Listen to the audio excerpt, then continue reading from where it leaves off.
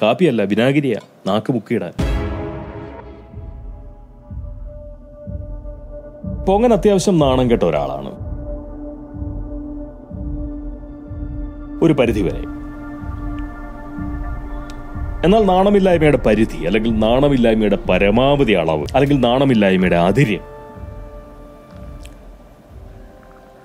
അതെന്താണ്, അല്ലെങ്കിൽ ഏതാണ്, എത്രയാണ് എന്നൊരു ചോദ്യം വരികയാണ് എന്നുണ്ടെങ്കിൽ പൊങ്ങനൊന്ന് പരിഭ്രമിച്ചു പോകും, ചുറ്റിപ്പോവും, പെട്ടുപോകും.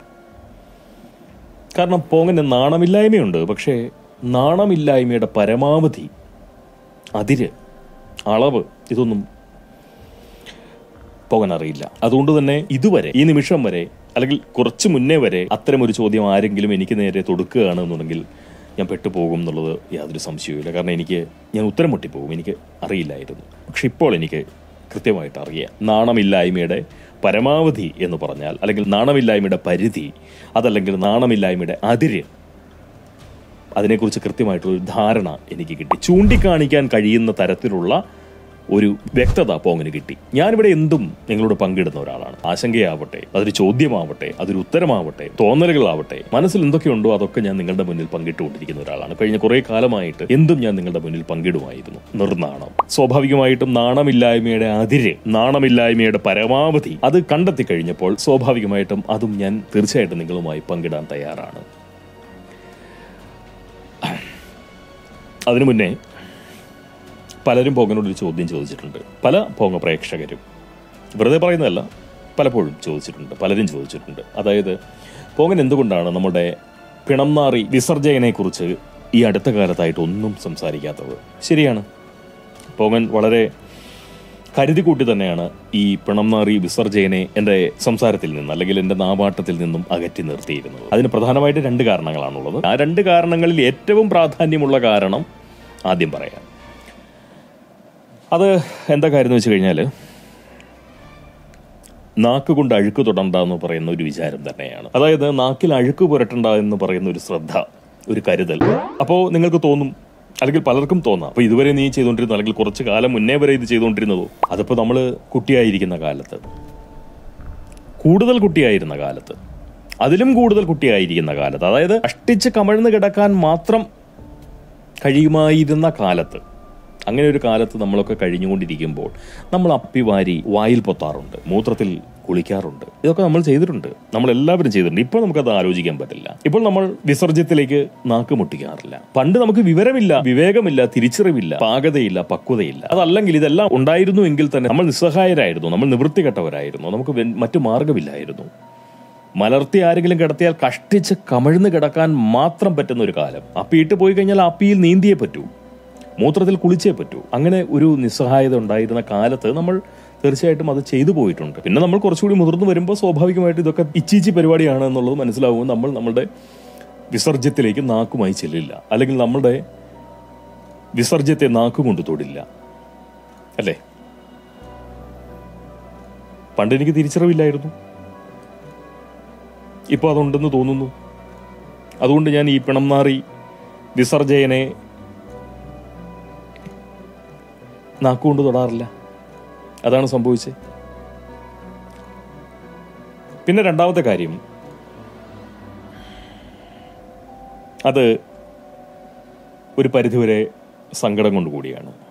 സങ്കടം എന്ന് പറഞ്ഞു കഴിഞ്ഞാൽ എനിക്ക് തോന്നിയിട്ടുണ്ട് പലപ്പോഴും ഇദ്ദേഹത്തിൻ്റെ ഈ പെരുമാറ്റമൊക്കെ കാണും. ആദ്യം എനിക്ക് അമർഷമായിരുന്നു. ഈ ധാർഷ്ട്യം, അഹങ്കാരം, ആരെയും കൂസാത്ത, അല്ലെങ്കിൽ അതാണല്ലോ എല്ലാവർക്കും, അല്ലെങ്കിൽ പലർക്കും, കേരളം ഒട്ടുക്ക് അദ്ദേഹത്തിന് ആരാധകരെ ഉണ്ടാക്കി കൊടുക്കുന്നത് അദ്ദേഹത്തിൻ്റെ ആ ഒരു സ്വഭാവമാണല്ലോ. കൂസലില്ലാതെ വർത്തമാനം പറയുക, ആരോടും തട്ടിക്കയറുക, അതൊക്കെയല്ലേ. എനിക്കെപ്പോഴും തോന്നിയിട്ടുള്ളത് അതൊക്കെ വലിയ അഹങ്കാരത്തിൻ്റെ പുറത്ത് അദ്ദേഹം ചെയ്യുന്നതാണ്. എനിക്ക് അഹങ്കാരികളെ അത്ര കണ്ട് താല്പര്യമില്ല. ഒറ്റ നോട്ടത്തിൽ ഞാനൊരു അഹങ്കാരിയാണെന്ന് പലർക്കും തോന്നാമെങ്കിൽ പോലും ഞാൻ ഒട്ടും അഹങ്കാരം ഇല്ലാത്ത ഒരാളാണ്. അഹങ്കാരികളെ എനിക്ക് തീരെ ഇഷ്ടമല്ല. അതുകൊണ്ട് ഈ മനുഷ്യൻ ഭയങ്കര അഹങ്കാരിയാണെന്നുള്ള ഒരു തോന്നലിൻ്റെ പുറത്താണ് വാസ്തവം പറഞ്ഞു കഴിഞ്ഞാൽ ഞാൻ അത്ര നിശ്ചിതമായിട്ട് വിമർശിച്ചുകൊണ്ടിരുന്നത്. പിന്നെ എനിക്ക് മനസ്സിലായി, ഇത് അഹങ്കാരമല്ല, നിവൃത്തികേടാണ്. അത് ആ വ്യക്തിയുടെ പരാജയമാണ്, നിസ്സഹായതയാണ്, നിവൃത്തികേടാണെന്നുള്ളൊരു തിരിച്ചറിവ് എനിക്കുണ്ടായി. അതിൻ്റെ കാരണം എന്താണെന്ന് വെച്ച് കഴിഞ്ഞാൽ, ഇപ്പോൾ പണ്ട് കാലത്ത് നമുക്കിപ്പോൾ ഒരു ചെറുപ്പകാലത്ത് ആരോഗ്യമുള്ള കാലത്ത് സിരകളിൽ രക്തഓട്ടം വളരെ വർദ്ധിച്ചു നിൽക്കുന്ന ഒരു കാലത്ത് പലതും പറ്റുമായിരിക്കും. ഇപ്പോൾ ഒരു മഴുവൊക്കെ കിട്ടിക്കഴിഞ്ഞാലും മുന്നോട്ടുള്ള പാത എന്തെങ്കിലും തടസ്സങ്ങളുണ്ടെങ്കിൽ അങ്ങ് വെട്ടി അരിഞ്ഞു തള്ളി മുന്നോട്ടൊക്കെ പോകാൻ കഴിഞ്ഞു എന്ന് വരും. കുറേ കഴിയുമ്പോൾ ശരീരത്തിന് അവശത വരുന്നൊരു കാലം വരും. അത്തരമൊരു പ്രായത്തിലൂടെയും ആയുസ്സുള്ളവർക്ക് കടന്നുപോയേ പറ്റുള്ളൂ. സ്വാഭാവികമായിട്ടും ഈ മനുഷ്യനെ സംബന്ധിച്ച് ഇദ്ദേഹത്തിൻ്റെ ഒരു ജീവിത ശൈലിയും എല്ലാം നോക്കുമ്പോഴത്തേക്കും നല്ല ദീർഘായുസ്സോടുകൂടി കഴിയാൻ കഴിയുന്ന ചുറ്റുപാടുകളുണ്ട്. സ്വാഭാവികമായിട്ടും ആ ദീർഘായുസ്സിൻ്റെ അനന്തരഫലമാണ് വൈയായികകൾ, ശാരീരികമായിട്ടുള്ള പ്രയാസങ്ങൾ.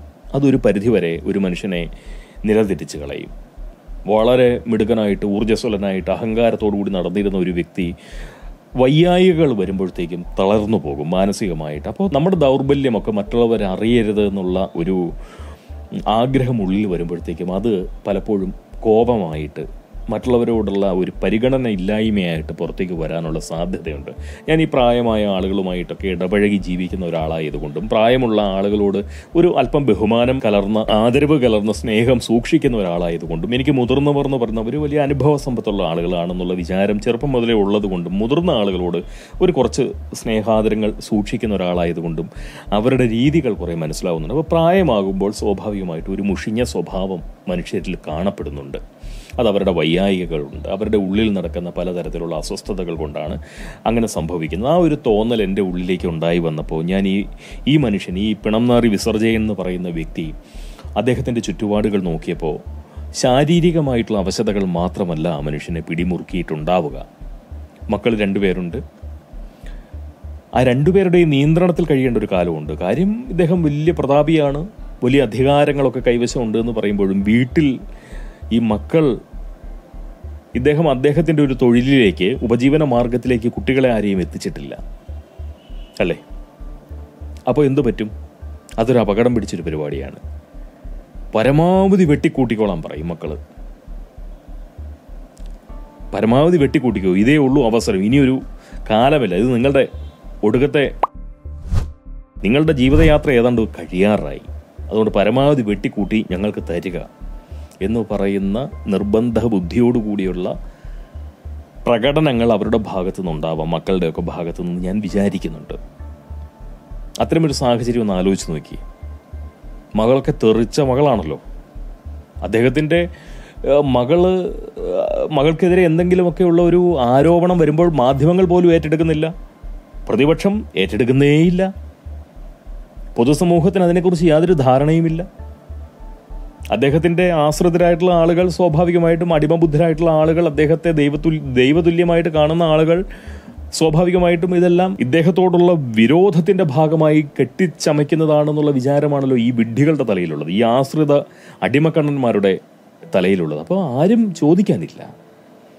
പക്ഷെ ആ മനുഷ്യൻ്റെ ഉള്ളിൽ എന്തൊക്കെ പറഞ്ഞു കഴിഞ്ഞാലും, ശരിക്കും തെളിച്ച് പറഞ്ഞു കഴിഞ്ഞാൽ അകത്താകും എന്നുള്ളൊരു തോന്നൽ ഉള്ളിൻ്റെ ഉള്ളിൽ കിടക്കുന്നതുകൊണ്ടാണ് ഞാൻ ഇങ്ങനെ ഒന്ന് ആലോചിച്ച് പറയുന്നത്. അങ്ങനെ അകത്തായി കഴിഞ്ഞാൽ എനിക്ക് രക്ഷപ്പെടാമെങ്കിലും എൻ്റെ വീട്ടിലുള്ള എൻ്റെ മാതാവിന് ഞാൻ അകത്താകുന്നത് അത്ര കണ്ട് ആസ്വദിക്കാൻ കഴിയില്ല എന്നൊരു തോന്നലുള്ളത് കൊണ്ടായി. വ്യക്തിപരമായി എനിക്ക് രക്ഷപ്പെടും, ഞാൻ ജയിലിൽ കിടക്കുന്നതാണ് എനിക്ക് വീട്ടിൽ കിടക്കുന്നതിനേക്കാൾ സുഖം.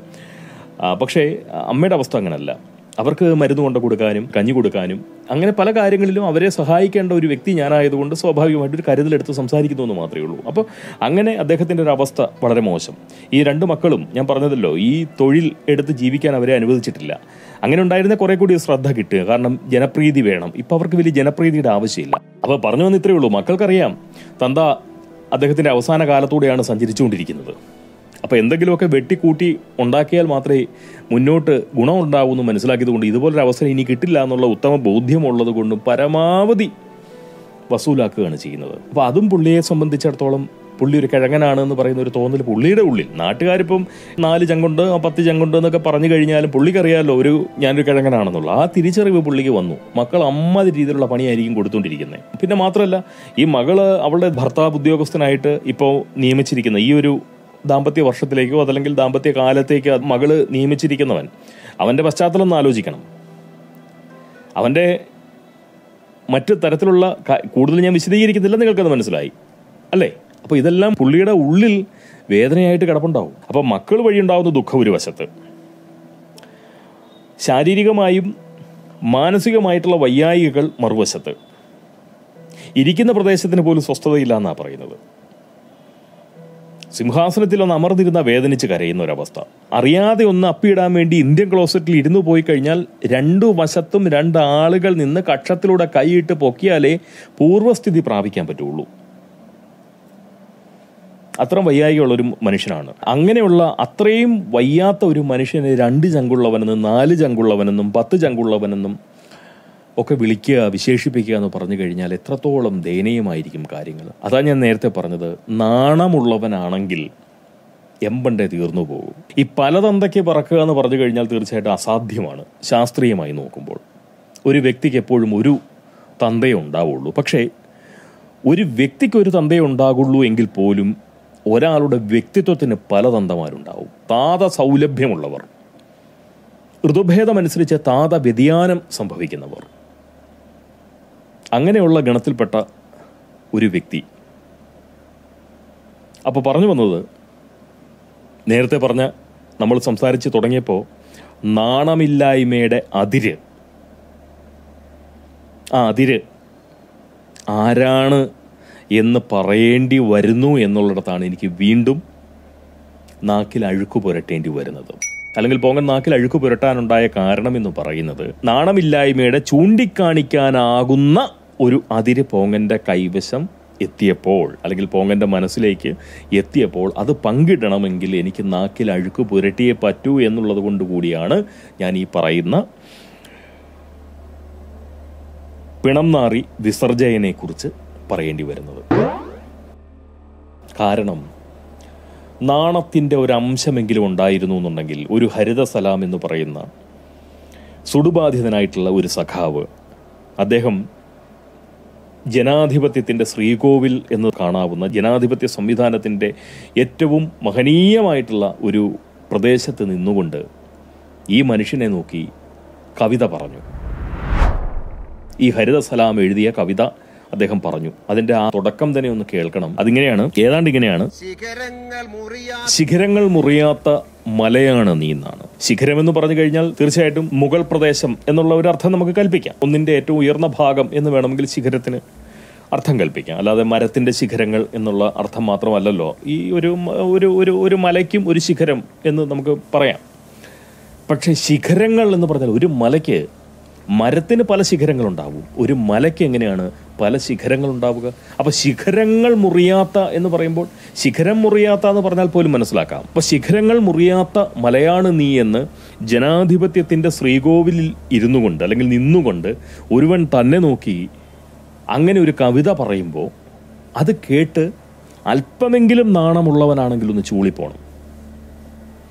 ചൂളിയില്ല എന്ന് മാത്രമല്ല, അഭിമാനത്തോട് ഗർവോടുകൂടി അത് കേട്ടിരുന്നു ഈ പറയുന്ന പിണം നാറി വിസർജയൻ. നാണമില്ലായ്മയുടെ അതിര്, നാണമില്ലായ്മയുടെ പരമാവധി അതായതുകൊണ്ട് തന്നെയല്ലേ ഈ പിണം നാറി വിസർജയൻ ആ നിലയിലുള്ള ഗർവോടുകൂടി അത് സഹിക്കാൻ പറ്റിയേ? അല്പം നാണത്തിന്റെ അംശമുള്ളവനായിരുന്നു എന്നുണ്ടെങ്കിൽ ഒന്നുകിൽ ഹരിത സലാമിന് നേരെ മഴുവോങ്ങും, അതല്ലെങ്കിൽ ആ ജനാധിപത്യത്തിന്റെ ശ്രീകോവിൽ നിന്ന് ഇറങ്ങി ഓടും. ഇനി ഇതുപോലൊരു കവിത തനിക്ക് നേരെ വരരുത് എന്ന് പറയുന്ന ശ്രദ്ധയോടുകൂടി ഇറങ്ങി ഓടിക്കളയും. നാണമുള്ളവനായിരുന്നെങ്കിൽ. നാണമില്ല.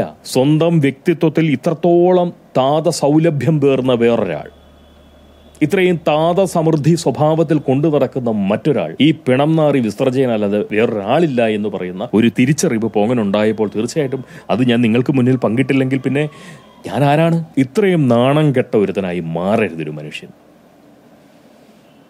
നാണമില്ലാത്തവനെ സംബന്ധിച്ചിടത്തോളം അവൻ്റെ ജീവിതത്തിന് അതൊരു സൗഭാഗ്യമാണ് ആ ഒരവസ്ഥ. പക്ഷേ അത്തരം നാണം കെട്ടവനെ നിരന്തരം അനുഭവിക്കേണ്ടി വരുന്ന സമൂഹത്തിന്റെ സ്ഥിതിയാണ് ഞാൻ ആലോചിക്കുന്നത്. ഈ നാണം കെട്ടവനെ ഇങ്ങനെ കണ്ടുകൊണ്ടിരിക്കേണ്ടി വരിക എന്ന് പറഞ്ഞാൽ അപാരം അപാരം. ഇനി വിനാഗിരിയിൽ പോയി അരമണിക്കൂർ നാക്ക് മുക്കിയിടണം. നീരുറവ വറ്റാത്ത പുഴയാണു നീ. എന്ത് ചെയ്യാനാണെന്ന് ആലോചിക്കണം. ഇങ്ങനെ നാണം കേടുവരുമോ?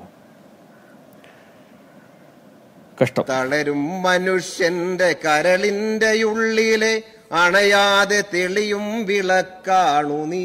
കാപ്പിയല്ല, വിനാഗിരിയാ നാക്ക് മുക്കിയിടാൻ.